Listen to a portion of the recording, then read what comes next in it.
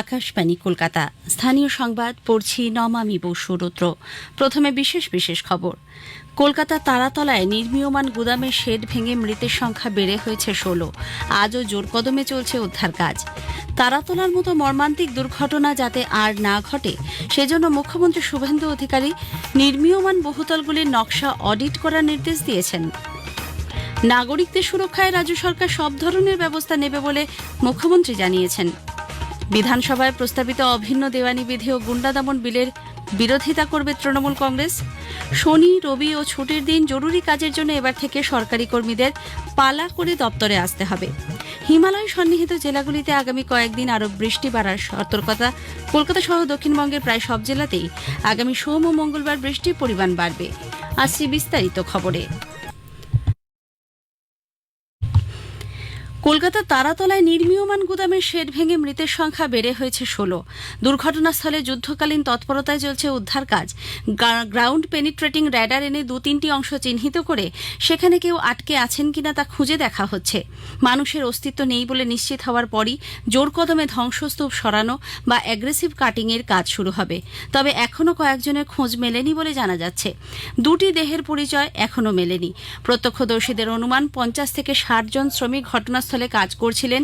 তবে সরকারি নথি না থাকায় কতজন উপস্থিত ছিলেন তা অবশ্য জানা যাচ্ছে না।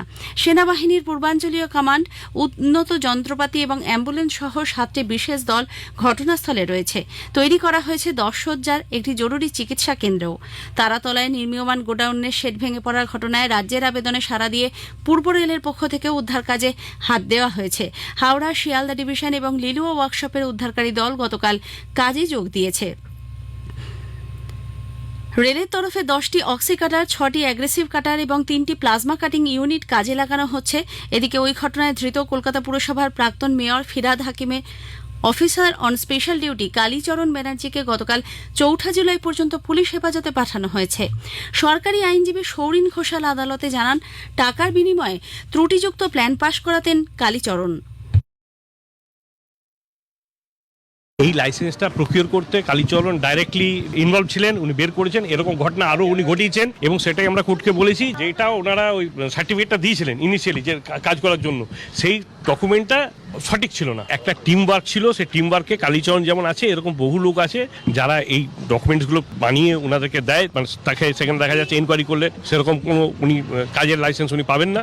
সেই জিনিসগুলো উনি তৈরি করে দিয়েছিলেন এবং সেটা যদি না হতো তাহলে এই ঘটনাটা হয়তো ঘটতো না। তারাতলার মতো মর্মান্তিক দুর্ঘটনা যাতে আগামী দিনে আর না ঘটে সেজন্য মুখ্যমন্ত্রী শুভেন্দু অধিকারী একগুচ্ছ পদক্ষেপের কথা ঘোষণা করেছেন। কত উঁচু বাণিজ্যিক বহুতল নির্মাণ বন্ধ রাখতে হবে গতকাল তা স্পষ্ট করে দিয়েছেন তিনি। মুখ্যমন্ত্রী বলেছেন, আপাতত ৬ তলা বা তার বেশি উঁচু যে বহুতলগুলির নির্মাণ কাজ চলছে আগামী ১ মাস তা বন্ধ রাখতে হবে। তবে কোনো বাড়ির নকশা যদি ত্রুটিহীন থাকে তাহলে তাকে অবিলম্বে কাজ শুরুর অনুমতি দেওয়া হবে। কলকাতা ময়দানে পূর্ত দপ্তরের টেন্টে গতকাল এক সাংবাদিক বৈঠকে মুখ্যমন্ত্রী বলেন, কলকাতা পুরসভার সঙ্গে Bidhannagar, Rajarhat new town, NKDA, Pujali, Budge Budge, Maheshtala, দক্ষিণ দমদম, বরানগর, কামারহাটি, হাওড়া ও বালি পুরসভা অঞ্চলে যে বাড়িগুলি গঙ্গার ধারে গড়ে উঠছে সেগুলির ক্ষেত্রেও একই নির্দেশিকা বলবৎ হবে। তবে এই বিধিনিষেধের মধ্যে বসত বাড়ি পড়ছে না। কেউ যদি আইন মাফিক নিজের বসত বাড়ি সংস্কার করেন বা তার কাঠামোর পরিবর্তন করতে চান তাহলে সেই কাজ বন্ধ রাখা হবে না। এছাড়া সরকারি প্রকল্প, রেল, মেট্রো রেল বা বন্দরের কাজও যথারীতি চলবে। হাই রাইজ কাকে বলবে? G+5 সরকারি চালু থাকা দপ্তর এবং এমার্জেন্সি সার্ভিসেস বাদ দিয়ে আমরা 31 জুলাই পর্যন্ত একটা স্পেশাল অডিট করছি। সেই অডিটের যে টিম ইতিমধ্যে নোটিফিকেশন হয়ে গেছে। রেসিডেন্সিয়াল বিল্ডিং এর রিনোভেশন বা প্ল্যান নিয়ে এক্সটেনশন এখানে এটা থেকে পড়ছে না, এক্সাম থাকছে। তারাতলা বিপর্যয়ের পরে যে বাড়িগুলির নির্মাণ বন্ধ হয়ে গেছে তাদের শ্রমিকদের জন্য উদ্যোগ নিয়েছে রাজ্য সরকার।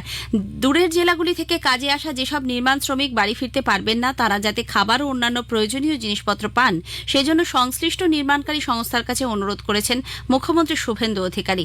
সাংবাদিকদের তিনি বলেন, এ নিয়ে কোনো নির্দেশিকা দেওয়া না গেলেও মানবিকতার খাতিরে ওই অনুরোধ। কলকাতা পুরসভার কমিশনার স্মিতা পাণ্ডে ও কলকাতা পুলিশের নগরপাল অজয় নন্দা এই বার্তা বিল্ডার্সদের কাছে পৌঁছে দেবেন।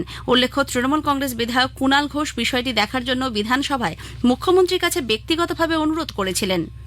নাগরিকদের সুরক্ষায় রাজ্য সরকার সব ধরনের ব্যবস্থা নেবে বলে মুখ্যমন্ত্রী শুভেন্দু অধিকারী জানিয়েছেন।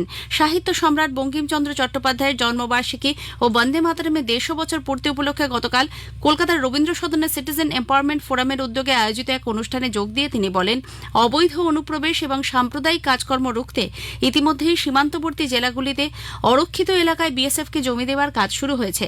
পাশাপাশি রাজ্যে বসবাসকারী অবৈধ অনুপ্রবেশকারীদের হোল্ডিং স্টেশনের মাধ্যমে দেশে ফিরিয়ে দেওয়া হচ্ছে। ধর্মান্তকরণের বিরুদ্ধে কড়া আইন আনা হবে বলে মুখ্যমন্ত্রী জানান। পশ্চিমবঙ্গেও আগামী দিনে সরকার ইউনিফর্ম সিভিল কোড ইউসিসি আনবে। ল্যান্ড জিহাদ, লাভ জিহাদ আর বলপূর্বক ধর্ম পরিবর্তন করার বিরুদ্ধে কঠোর এবং কঠিন আইন এই সরকার আনবে। প্রধানমন্ত্রী নরেন্দ্র মোদী আগামীকাল আকাশবাণীতে মন কি বাত অনুষ্ঠানে দেশ বিদেশে মানুষের সঙ্গে তাঁর চিন্তাভাবনা ভাগ করে নেবেন। এটি হবে মাসিক এই বেতার অনুষ্ঠানের 135তম পর্ব। আকাশবাণী ও দূরদর্শনের সবকটি চ্যানেলে সকাল 11টা থেকে এই অনুষ্ঠান একযোগে শোনা যাবে। স্থানীয় সংবাদ শুনছেন আকাশবাণী কলকাতা কেন্দ্র থেকে।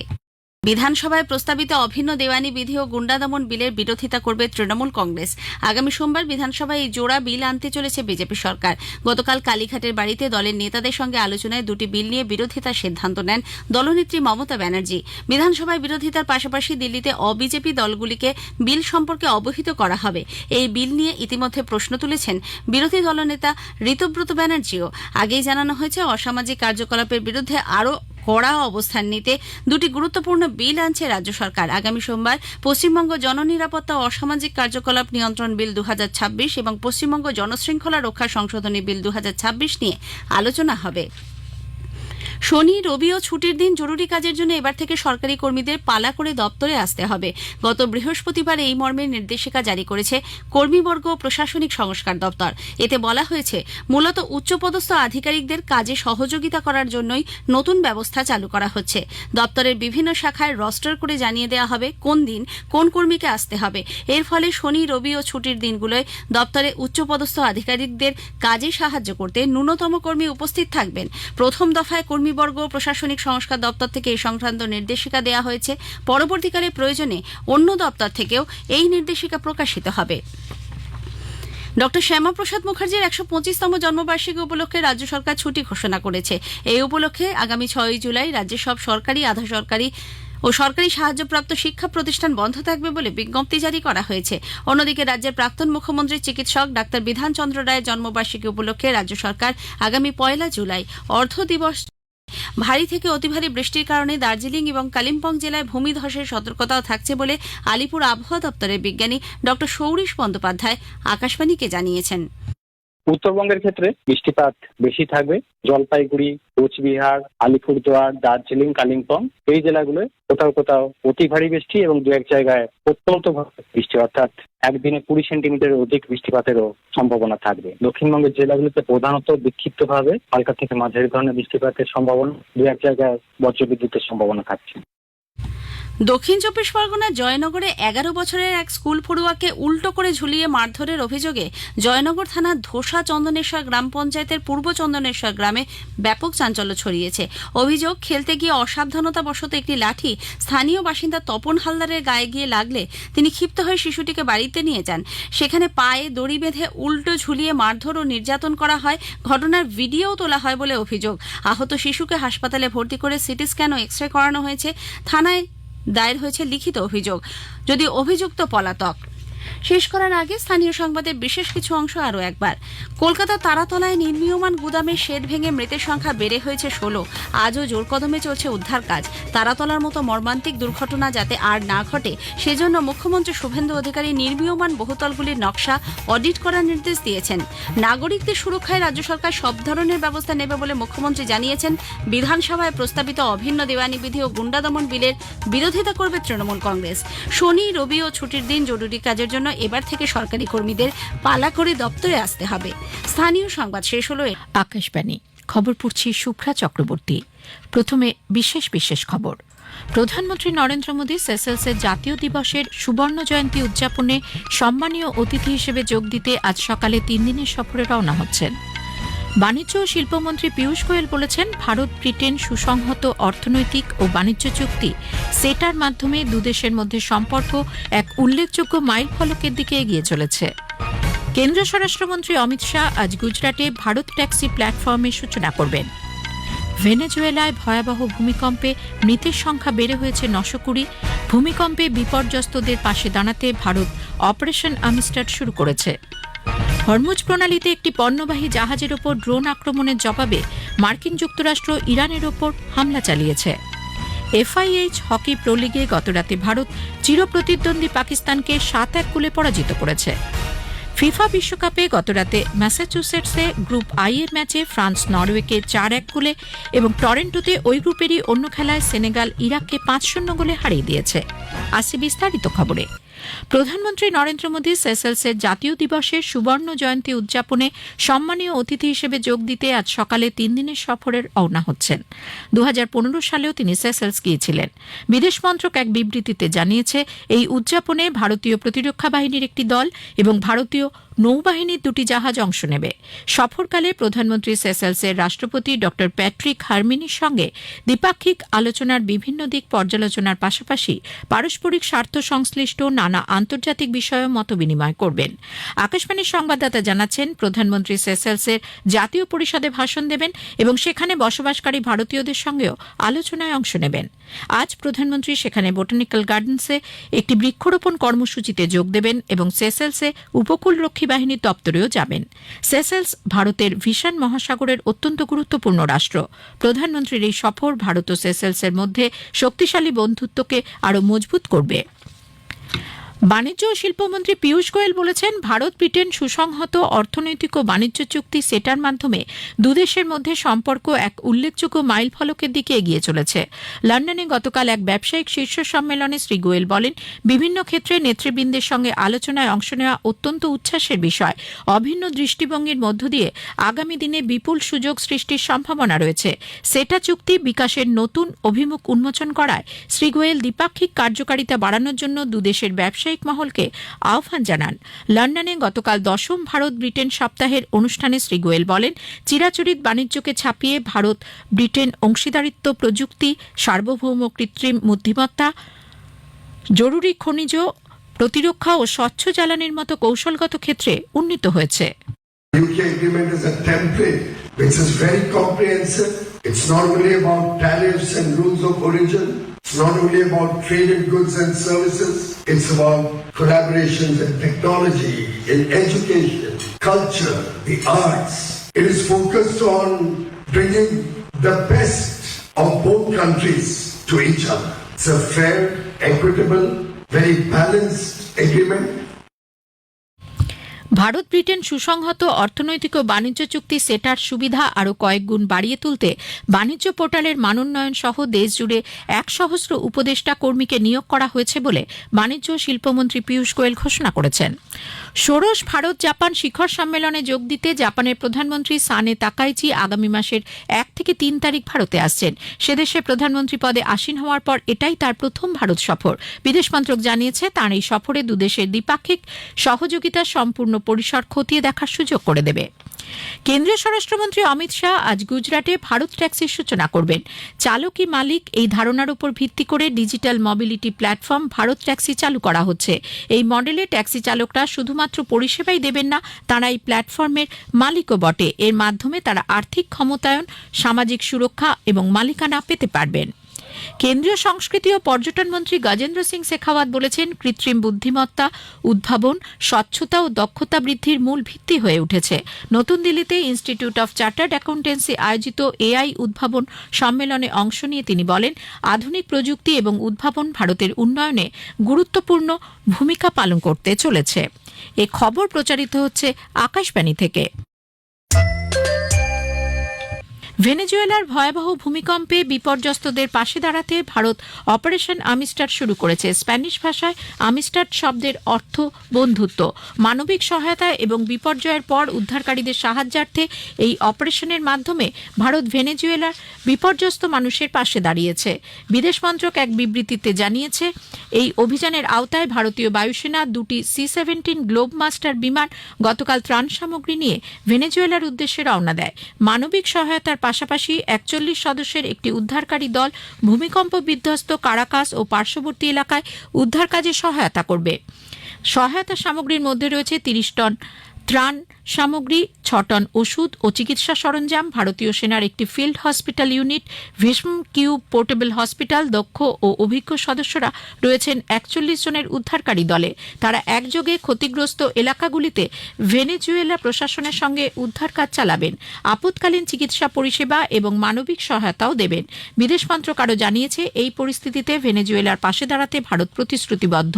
স্বজনহারা পরিবারগুলির প্রতি সমবেদনা জানানোর পাশাপাশি আহতদের দ্রুত আরোগ্য কামনা করা হয়েছে। ভেনেজুয়েলা সরকারের সঙ্গে নিবিড় সমন্বয় রেখে প্রয়োজনে আরও সহায়তা দিতে ভারত প্রস্তুত বলেও মন্ত্রক সূত্রে জানানো হয়েছে।